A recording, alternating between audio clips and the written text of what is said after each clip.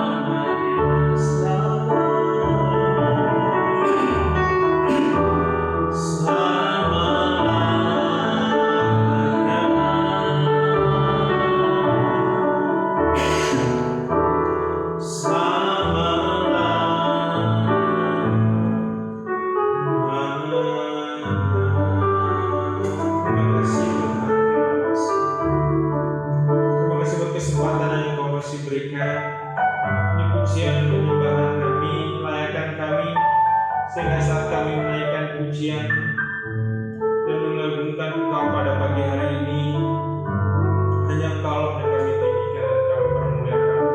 Terima kasih Tuhan, pada kesempatan pagi hari ini kami juga mau belajar akan kebenaran-kebenaran-Mu Tuhan. Kiranya Tuhan persiapkan hati kami, sehingga saat kami mendengar itu boleh jatuh di tanah hati kami yang subur, dan kami boleh mempraktekkan setiap firman-firman yang boleh kami dengar senantiasa.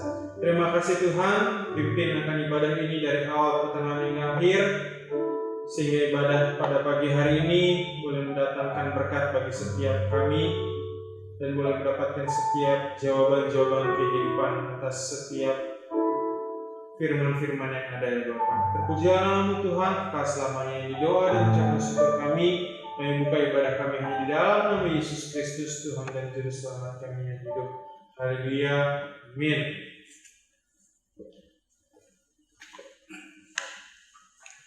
Shalom, salam sejahtera dalam kasih Tuhan. Minggu pagi 7 Juni 2020 kita akan memulai ibadah secara online. Namun sebelumnya mari kita tunduk kepala dalam sikap doa. Bapa, kami naikkan syukur, terima kasih kepadamu ya Tuhan. Engkau masih memberikan kami kesempatan untuk kami beribadah kepada Tuhan, sebagai tanda syukur dan hormat kami kepada Tuhan. Dengan apa kami balas segala kebaikan dan kasih-Mu, nafas kehidupan, kesehatan, dan segala berkat jasmani rohani yang Kau berikan kepada kami, selain sujud menyembah dan memuliakan-Mu Tuhan. Itu sebabnya persiapkan hati kami, biar ada satu kerinduan bagi jemaat, ada rasa lapar dan haus bukan karena makanan, tetapi lapar dan haus akan kebenaran, karena hal itulah diperhitungkan oleh Tuhan, sehingga setiap pribadi boleh mengalami lawatan, setiap pribadi boleh mengalami pemulihan, kekuatan, pembaruan daripada Tuhan pada pagi hari ini. Terima kasih Bapa di surga. Ambil alih di dalam pemberitaan firman Allah pada pagi ini. Biarlah kiranya kehendak-Mu saja Bapa yang terjadi, di mana umat-Mu boleh mengalami pemulihan, lawatan, pertolongan, kesembuhan, kekuatan. Terima kasih Bapa di surga. Segala bentuk intimidasi yang mau mengganggu pikiran hati, konsentrasi, roh kekhawatiran, ketakutan yang mau mengganggu akan keberadaan kami, baik kami yang ada di tempat ini, jemaat yang ada di rumah masing-masing, kami sepakat menolaknya di dalam nama Yesus Kristus. Firman Allah berkata, roh yang ada pada kami adalah lebih besar daripada roh yang ada di bumi. Itu sebabnya apapun yang terjadi, kami sanggup keluar sebagai pemenang karena Kristus, pertolongan, kekuatan bagi kami. Terpujilah Bapa, kami siap mendengar akan firman. Haleluya. Amin. Saudaraku yang dikasihi Tuhan, firman Tuhan pada pagi hari ini saya ambil dari kitab Ayub pasal 1 ayat 1 sampai ayat yang ketiga. Kemudian kita melompat ayat 20 sampai ayat yang ke-22. Tetapi saya mau menghimbau kepada jemaat untuk membaca satu perikop ya, dari pasal 1 ayat 1 sampai ayat 22. Tetapi malam ini saya hanya beberapa ayat saja. Ayub pasal 1 ayat 1 sampai ayat yang ketiga. Ada seorang laki-laki di tanah Uz bernama Ayub. Orang itu saleh dan jujur. Ia takut akan Allah dan menjauhi kejahatan. Ia mendapat 7 anak laki-laki dan 3 anak perempuan. Ia memiliki 7.000 ekor kambing domba, 3.000 ekor unta, 500 pasang lembu, 500 keledai betina, dan budak-budak dalam jumlah yang sangat besar. Sehingga orang itu adalah yang terkaya dari semua orang di sebelah timur. Kita melompat kepada ayat yang ke-20. Maka berdirilah Ayub lalu menggoyak jubahnya dan mencukur kepalanya. Kemudian sujudlah ia dan menyembah. Katanya, dengan telanjang aku keluar dari kandungan ibuku, dengan telanjang juga aku akan kembali ke dalamnya. Tuhan yang memberi, Tuhan yang mengambil, terpujilah nama Tuhan. Dalam kesemuanya itu Ayub tidak berbuat dosa dan tidak menuduh Allah berbuat yang kurang patut. Saudaraku yang dikasihi Tuhan, hari ini kita memasuki minggu pertama di bulan Juni. Ya, sekaligus kita akan masuk kepada perjamuan kudus. Saya memberi tema firman Tuhan pada pagi hari ini, mengubah kesukaran menjadi berkat. Tidak mudah untuk mengubah kesukaran menjadi berkat, tetapi orang-orang percaya, kita tahu waktu kita melekat kepada Kristus selalu ada kemenangan dan selalu ada pengharapan. Tentu kita semua pernah mengalami kesukaran atau malapetaka, berbagai bahaya, ancaman yang terjadi di dalam kehidupan kita. Bagaimana reaksi sebagai orang-orang percaya? Mungkin ada yang stres, frustasi, putus asa, bahkan ada yang menyayangi atau mengasihani diri sendiri. Cara-cara seperti ini tidak sangat efektif, tidak berguna, tetapi cara-cara ini akan membuat kita semakin jauh dari Tuhan. Hari ini kita akan belajar tentang Ayub, bagaimana kemudian dia mengalami kesukaran yang sangat besar. Dia mengalami kegagalan bukan karena dosa, karena ayat pertama dikatakan dia adalah orang yang saleh, jujur, dan takut akan Tuhan. Namun kemudian kita melihat bagaimana dia mengalami kesukaran. Ayub kemudian mengalami kebangkrutan dari usahanya. Kita melihat juga bagaimana Ayub, dia kemudian anak-anaknya meninggal dan akhirnya dia mengalami sakit yang parah. Terakhir, teman-teman, sahabat-sahabat yang baik kemudian menjauhi dan meninggalkan Ayub. Ini sesuatu yang luar biasa. Nah, hari ini kita akan belajar di dalam Ayub bagaimana kemudian Ayub dapat mengubah kesukaran menjadi berkat. Ada 4 poin yang ingin saya tunjukkan kepada Bapak Ibu sekalian. Mungkin hari ini kehidupan kita sedang pahit, atau mungkin hari ini kita sedang ada di dalam kesukaran, kesulitan dengan pandemi global, dengan terbatasnya pekerjaan, terbatasnya usaha, berbagai kegiatan yang kemudian biasa kita lakukan, tetapi 3 bulan ini sepertinya kita tidak bisa bekerja dengan maksimal. Tentu efek dan dampaknya kepada ekonomi. Tetapi kita tahu orang-orang percaya tidak akan pernah mengalami jalan buntu, karena kita tahu Tuhan adalah sumber jalan dan pertolongan kita. Ada 4 poin yang ingin saya tunjukkan kepada Bapak Ibu sekalian. Yang pertama kita akan melihat Ayub 19 ayat yang ke-25 dan 26. Tetapi aku tahu penebusku hidup dan akhirnya ia akan bangkit di atas debu. Juga sesudah kulit tubuhku sangat rusak, tanpa dagingku pun aku akan melihat Allah. Yang pertama, untuk kita mengubah kesukaran menjadi berkat, kita harus kemudian tetap beriman. Ayub mengalami kebangkrutan di dalam usahanya. Ayub kemudian anak-anaknya meninggal. Ayub mengalami sakit parah dan dia ditinggalkan oleh semua orang. Dia tetap beriman kepada Tuhan. Saudaraku yang dikasihi Tuhan, beriman kepada Tuhan bukan pada waktu kita mengalami manisnya berkat Tuhan, tetapi kita juga harus beriman kepada Tuhan saat kita ada di dalam bayang-bayang maut, saat kita ada di dalam kesukaran, saat kita ada di dalam kesulitan, saat kita ada di dalam bahaya. Kita melihat Ayub berkata, tanpa dagingku pun aku akan melihat Allah. Di dalam kesukaran dia katakan, sekalipun Allah memanggil dia pulang, Allah mencabut nyawanya, tetapi aku tetap percaya tanpa daging pun aku akan melihat Allah. Sesuatu yang luar biasa. Untuk kita keluar dari kesukaran hidup, yang pertama kita harus tetap memiliki iman. Karena iman itulah jalan untuk menuju kepada kesuksesan. Iman itu adalah jalan untuk menuju kepada kebahagiaan. Iman itu adalah jawaban dari Tuhan. Saudaraku yang dikasihi Tuhan, David Livingstone, dia sebagai misionari yang ditugaskan di Afrika, dan kemudian selama 5 tahun dia ada di sana. Dia tidak pernah mengambil cuti, tetapi dia terus melakukan pemberitaan Injil dan banyak orang-orang Afrika boleh dimenangkan.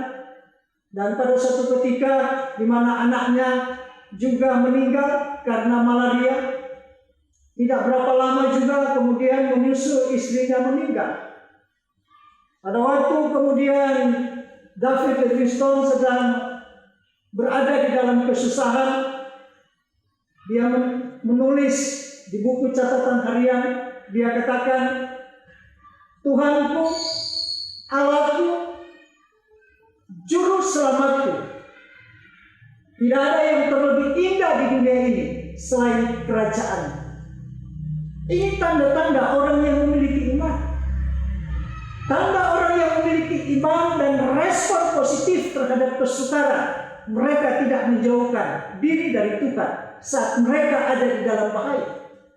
David Livingstone mengatakan pada saat istrinya meninggal, bahkan anaknya meninggal disebabkan karena malaria, dia katakan tidak ada yang lebih terindah di dunia ini selain kerajaannya. Saudaraku, apakah kita sedang mencari kerajaan Tuhan atau kerajaan dunia? Dengarkan, memang kita masih hidup di dunia, kita perlu bekerja, kita perlu berusaha, tapi saudara harus menyediakan waktu bagi Tuhan. Jangan pernah memberikan sisa waktu untuk Tuhan. Beda. Orang yang memberikan waktu untuk Tuhan, selalu Tuhan punya waktu untuk mereka. Selalu mereka punya waktu untuk Tuhan. Tetapi kalau saudara memberi sisa waktumu, bisa saja ada sisa waktu, engkau sudah capek, engkau sudah lelah, dan engkau tidak lagi bisa konsentrasi dengan Tuhan. Beri waktumu kepada Tuhan, bukan sisa waktumu. Maka engkau akan kuat di tengah-tengah badai. Engkau akan tetap beriman sekalipun engkau mengalami kesukaran. Karena percayalah, Tuhan mampu mengubah kesukaran kepada berkat. Dan yang kedua, saat kita mendapatkan kesukaran, kita harus mencari hikmat. Kita akan lihat ayat 28, ayat yang ke-28. Tetapi kepada manusia ia berfirman, sesungguhnya takut akan Tuhan itulah hikmat, dan menjauhi kejahatan itulah akal budi. Kita perlu memiliki hikmat Tuhan. Bagaimana supaya memiliki hikmat Tuhan? Ayub mengatakan supaya kita takut akan Tuhan, karena orang yang takut akan Tuhan akan menjauhkan diri dari kejahatan. Hikmat itu apa? Hikmat adalah pengertian dan kebijaksanaan.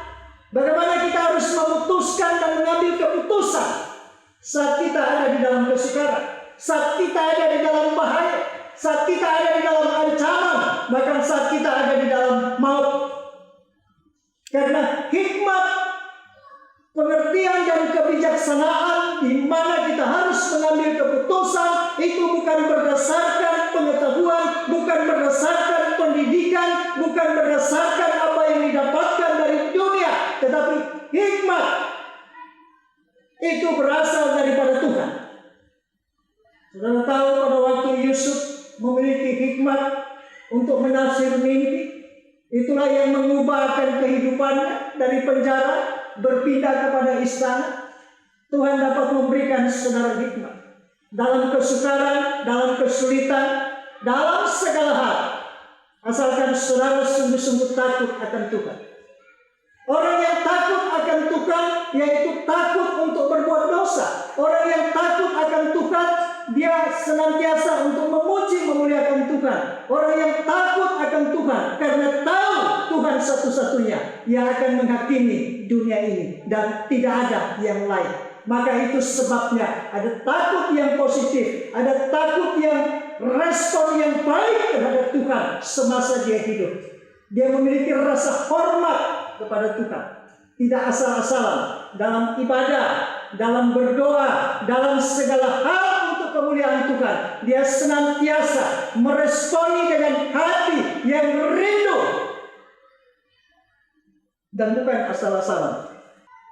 Saudaraku, orang-orang yang mencari hikmat itu adalah orang-orang yang sangat baik. Karena dewasa ini pengetahuan saja tidak cukup. Kita perlu untuk mencari hikmat Tuhan, solusi yang daripada Tuhan. Ada saatnya di mana kita harus berdiam diri, tidak harus bekerja, tidak harus melakukan apa-apa selain memikirkan Tuhan. Dari sana bisa datang solusi, dari sana bisa datang jawaban, dari perenungan kita, dari kesendirian kita dengan Tuhan, dari sana kita mengerti apa yang harus kita kerjakan, apa yang harus kita putuskan saat kita menghadapi kesukaran, kesulitan di dalam hidup ini. Dan pastikan orang-orang yang memiliki hikmat Tuhan, dia yang memiliki pengertian kebijaksanaan dari surga saat dia harus mengambil keputusan atas kehidupannya, saya percaya Tuhan akan menopang dan dia akan keluar dari kesukaran. Yang ketiga, apa yang kemudian dilakukan oleh Ayub saat kesukaran? Yang ketiga, dia merendahkan diri. Kita melihat Ayub pasal 42 ayat 5 sampai ayat yang ke-6. Hanya dari kata orang saja aku mendengar tentang engkau, tetapi sekarang mataku sendiri memandang engkau. Oleh sebab itu aku mencabut perkataanku, dan dengan menyesal aku duduk dalam debu dan abu. Saudaraku, untuk kita keluar dari kesukaran, kita perlu merendahkan diri. Pengertian merendahkan diri di sini adalah orang-orang yang rendah hati, orang-orang yang mau diingat, ditegur, orang-orang yang hidup bersahaja dengan siapapun. Kita melihat bagaimana Ayub, dia menyadari, dia merendahkan diri. Dia mengakui kesalahannya bukan karena dosa. Tapi Ayub katakan, dulu aku mengenal engkau oleh kata orang. Artinya selama ini Ayub hanya mengenal oleh kemudian kata orang saja. Ayub tidak tahu dengan kondisi apapun yang terjadi. Ayub hanya tahu dengan kata orang. Itu sebabnya kita tahu bahwa Ayub menyadari akan hal ini. Kita harus bertumbuh di dalam pengenalan akan Kristus Yesus, supaya kita tahu bahwa di dalam pengenalan akan Tuhan, kita akan mengalami pertolongan-pertolongan Tuhan, kita akan mengalami kebaikan-kebaikan Tuhan. Itu sebabnya kita perlu untuk merendahkan diri. Kita perlu untuk merendahkan hati di bawah kaki Tuhan. Karena orang-orang yang merendahkan hati adalah orang-orang yang mau siap dipimpin, orang-orang yang mau diatur, orang-orang yang punya komitmen yang teguh untuk dekat kepada Tuhan. Itu sebabnya, saudaraku yang dikasihi Yesus Kristus, saya ingin memberikan sebuah gambaran bagaimana kemudian sebuah mobil yang akan melewati portal dengan tumpukan barang penuh. dan mobil itu tidak bisa masuk. Tetapi kemudian pada waktu kita tahu bahwa saat mobil itu tidak bisa masuk melewati portal, kita melihat bahwa kemudian sang supir turun dan dia sedikit menggemboskan anginnya supaya mobil itu bisa lebih rendah. Dan pada waktu angin di ban tadi, di bola tadi digemboskan, dikurangi anginnya, maka mobilnya agak sedikit menurun, agak sedikit merendah, sehingga kemudian mobil tadi bisa melewati portal. Saudaraku, jika kita mau di dalam kehidupan ini merendahkan hati, kita mau di dalam kehidupan ini menyadari bahwa di mana setiap pribadi kita punya keterbatasan, kelemahan, maka pada waktu saudara merendahkan diri, saudara akan kemudian melihat berbagai kemudahan, pertolongan, dan jalan keluar di dalam kehidupan kita. Karena firman Allah mengatakan Tuhan menentang kepada orang-orang yang congkak, Tuhan menentang kepada orang-orang yang sombong. Mereka tidak menyadari bahwa semua yang mereka punyai, semua yang mereka miliki, semua yang melekat di dalam tubuh mereka adalah milik kepunyaan Tuhan. Itu sebabnya sadarlah bahwa kita punya keterbatasan dan kelemahan, dan pastikan kita akan keluar sebagai pemenang. Kita akan bisa mengubah kesukaran kepada berkat. Dan yang terakhir, yang keempat, mengampuni dan mendoakan. Ayat 42, ayat yang ke-10. Lalu Tuhan memulihkan keadaan Ayub setelah ia meminta doa untuk sahabat-sahabatnya. Dan Tuhan memberikan kepada Ayub 2 kali lipat dari segala kepunyaannya dahulu. Saudara, luar biasa. Ternyata mengampuni dan mendoakan, ya, memberikan kemudahan atas hidup kita. Ya. Mengampuni dan mendoakan, di mana Allah tergerak untuk memberkati, untuk menolong, untuk meluputkan kita, untuk membawa kita kepada kemenangan dalam kehidupan ini. Ayub sangat ditentang oleh sahabat-sahabatnya. Ya, bahkan mereka meninggalkan Ayub. Ya, seperti biasa manusia waktu senang banyak sahabat, banyak teman. Setelah bangkrut, katakan seperti itu, jatuh miskin, teman-teman, sahabat yang setia menemani pagi, siang, malam, ya, semua menghilang, menjauh dari Ayub. Tetapi Ayub tidak mempunyai kepahitan, Ayub tidak memiliki kebencian, apalagi dendam. Ya, namun yang pasal yang terakhir, pasal 42 ayat 10 mengatakan Ayub mengampuni dan mendoakan mereka. Saudaraku yang dikasihi Tuhan, banyak kali doa-doa kita terhalang, banyak kali kesukaran-kesukaran kita sepertinya tidak ada jawaban, tidak ada pertolongan Tuhan. Bukan Tuhan tidak ada lagi kuasa. Kita tahu kuasa Tuhan hari ini tetap sama.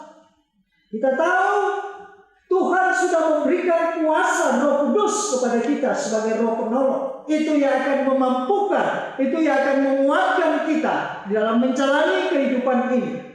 Ya.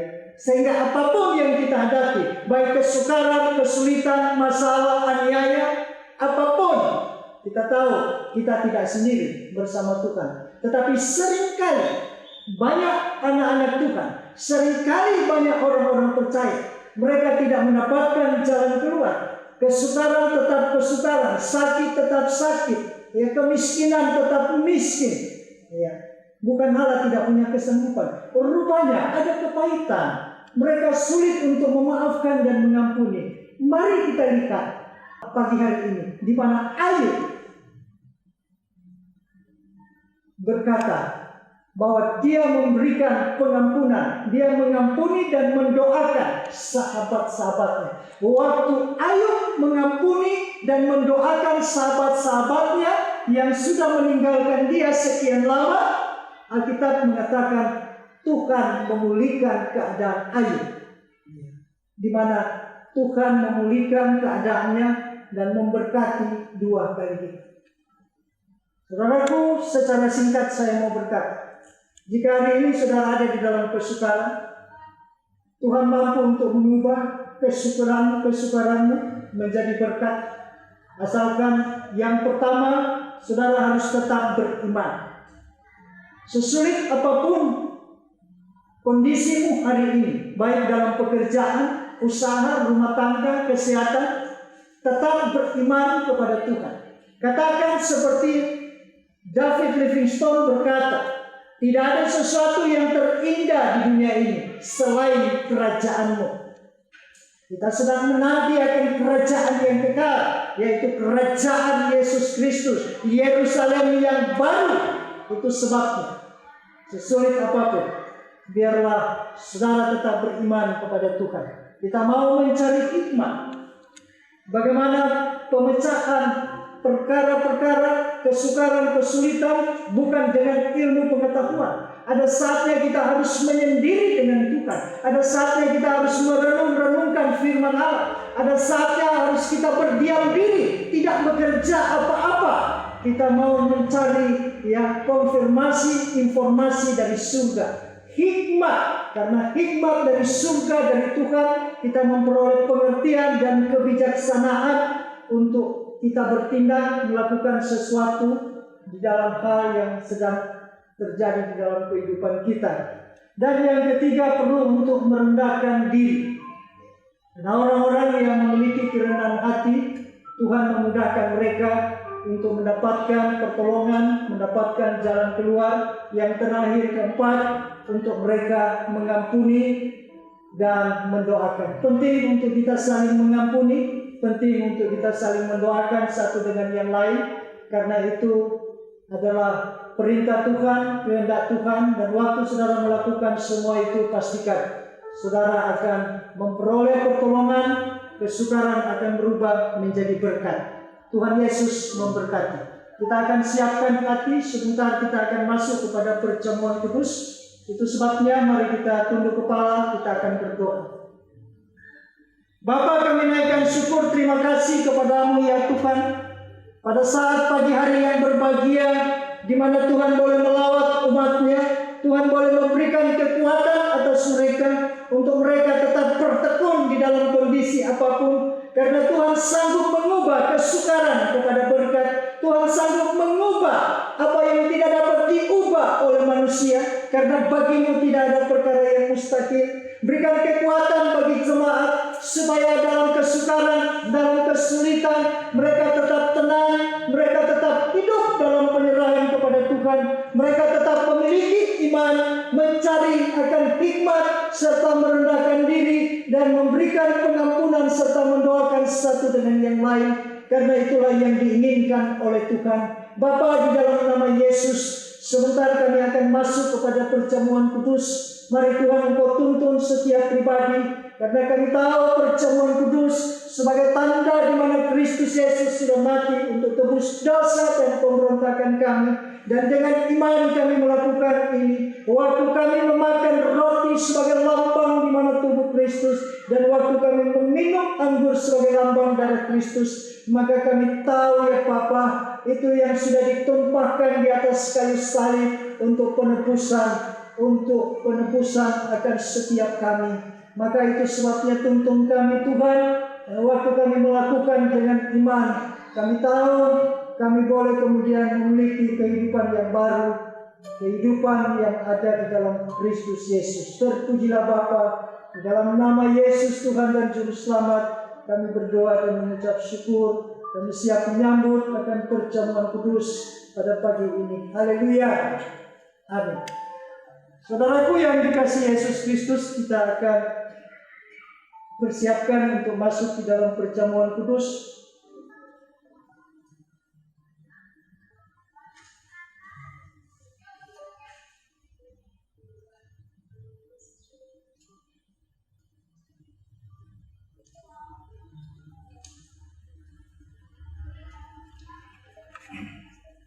Kita akan mendengarkan tuntunan firman Tuhan.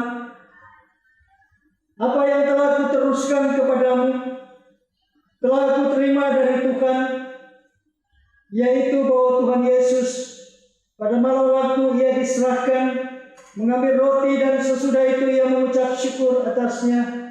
Ia memecah-mecahkan dan berkata, "Mari kita angkat roti di sebelah tangan kanan kita. Inilah tubuhku yang diserahkan bagi kamu. Perbuatlah ini menjadi peringatan akan aku. Ambillah, makanlah, inilah tubuhku." Mari kita makan bersama-sama dalam nama Yesus.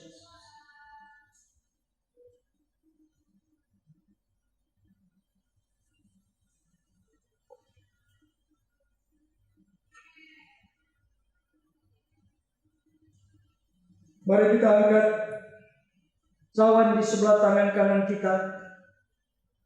Demikian juga Tuhan Yesus mengambil cawan sesudah makan lalu berkata, "Cawan ini adalah perjanjian baru yang dimeteraikan oleh darahku.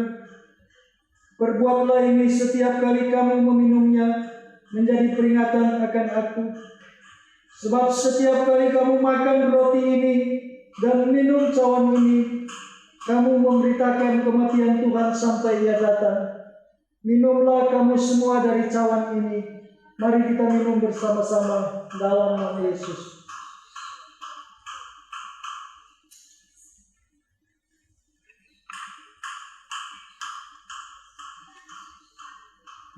Saudara yang dikasihi Yesus Kristus, kita tunduk kepala dalam sikap doa.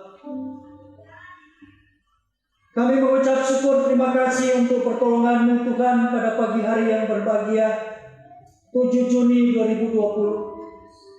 Terus baharuilah hidup kami Tuhan, pikiran kami, hati kami, dan kehendak kami. Biarlah semua itu boleh Tuhan disesuaikan dengan rencana dan kehendak Tuhan. Jangan lagi kami mengikuti keinginan kami, kemauan kami, dalam pikiran, dalam perkataan, bahkan dalam tindakan. Tapi biarlah hari ini kami boleh menjadi manusia baru. Seperti firman Allah berkata, yang lama sudah berlalu dan yang baru sudah datang. Karena hanya oleh manusia baru, manusia ciptaan yang baru, di mana Tuhan dapat memakai atas kehidupan kami menjadi saluran berkat bagi kemuliaan nama Tuhan. Tuhan tidak pernah memakai kehidupan kami yang lama.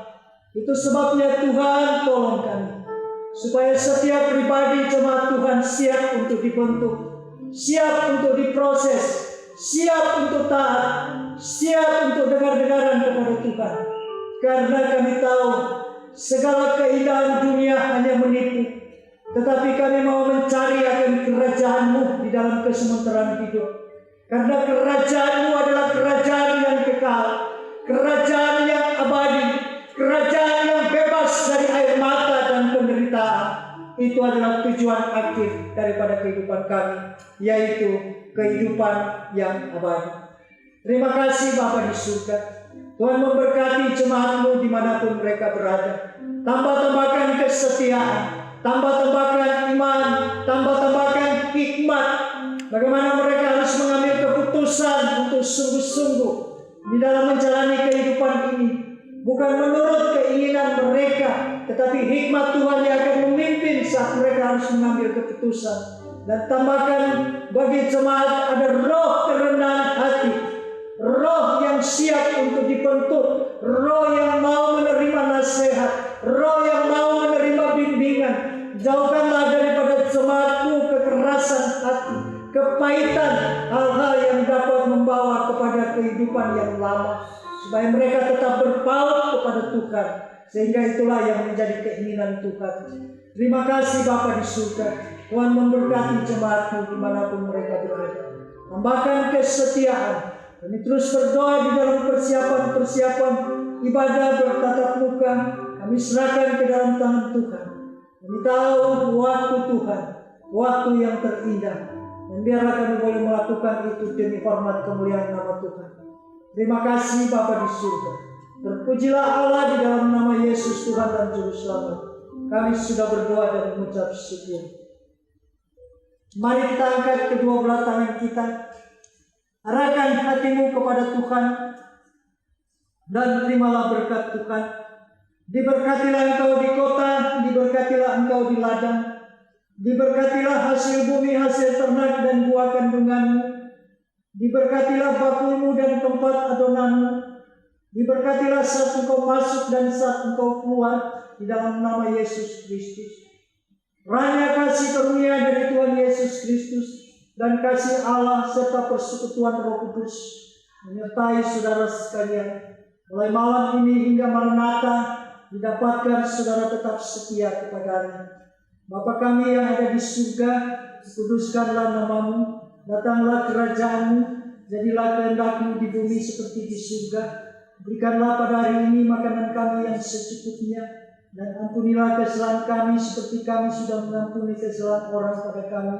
Dan janganlah membawa kami ke dalam pencobaan, tapi lepaskan kami daripada yang jahat, karena Engkau yang punya kerajaan, kuasa dan kemuliaan sampai selama-lamanya. Amin.